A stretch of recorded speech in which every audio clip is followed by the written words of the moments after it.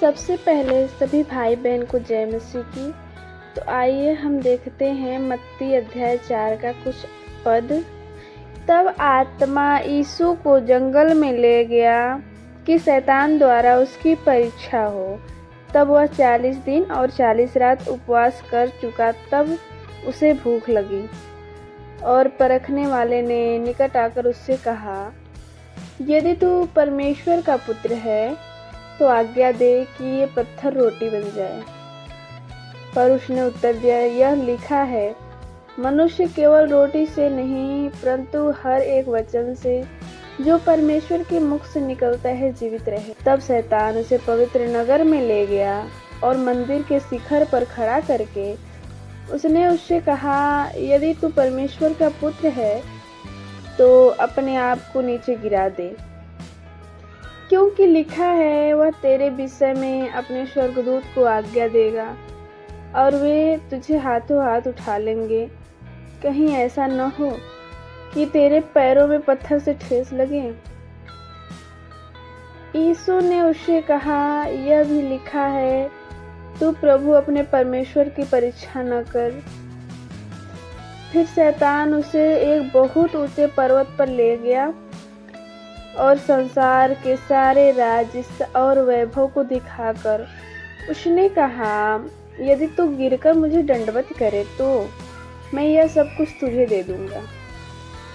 तब यीशु ने कहा, हे शैतान, दूर हट, क्योंकि लिखा है, तू अपने परमेश्वर को दंडवत कर और केवल उसी की उपासना कर। तब शैतान उसे छोड़कर चला गया और देखो, यीशु के उपदेश का आरंभ।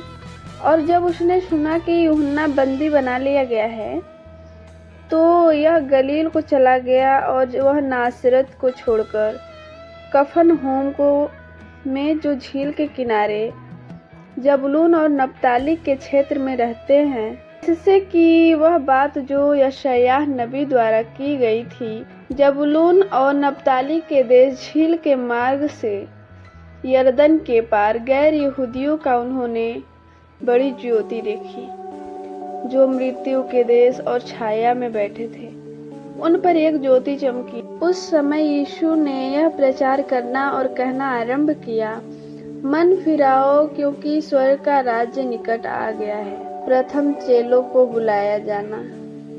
गलील की झील के किनारे चलते हुए उन दो भाइयों को, अर्थात सामोन को जो पतरस कहलाता है और उनके भाई अंद्रियास को झील में जाल डालते देखा। वे तो मछुए थे। उसने उनसे कहा, मेरे पीछे चलो, मैं तुम्हें मनुष्यों के मछुए बनाऊंगा।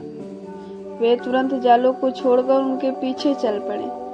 वहां से आगे बढ़कर उसने अन्य दो भाइयों अर्थात जब्दी के पुत्र याकूब और उसके भाई यूहन्ना को देखा, जो अपने पिता जब्दी के साथ नाव पर जालों को सुधार रहे थे, और उसने उन्हें बुलाया। वे तुरंत अपनी नाव और पिता को छोड़कर उसके पीछे चल पड़े।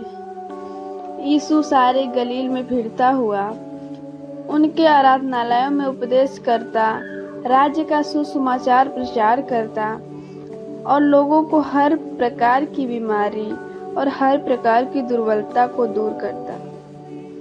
और उसकी चर्चा संपूर्ण सीरिया में फैल गई और लोग सब बीमारों को भी विभिन्न प्रकार के बीमारियों तथा दुखों से ग्रसित थे और जिनमें दुष्ट आत्माएं थी, मिर्गी वालों को, लकवे के मारे हुए को, सबको उसके पास लाए और उसने उन्हें चंगा किया। और गलील और दिकापुलिस और यरूशलेम और यहूदियों और यरदन नदी के पार के भीड़ भी उसके पीछे चल पड़ी। आमीन, हालेलुया। परमेश्वर का धन्यवाद हो।